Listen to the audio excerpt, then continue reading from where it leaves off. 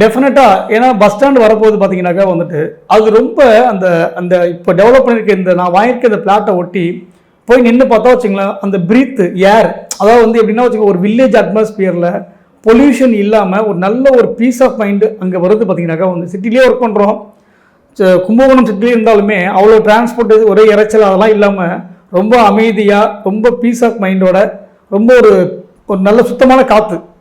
எப்படின்னா வச்சுக்கோங்களேன், உடம்பு ஆரோக்கியமாக ஒரு நம்ம ஒரு 50+ மேலே வந்து ஸ்டே பண்ண போகிறோம் அப்படின்னா வச்சுங்களேன், இவங்க இப்போ டெவலப் பண்ணிக்க அந்த ஃப்ளாட்டில் வந்து நம்ம இருந்தோம்னா நம்ம இன்னும் நல்லா இருக்க முடியும்.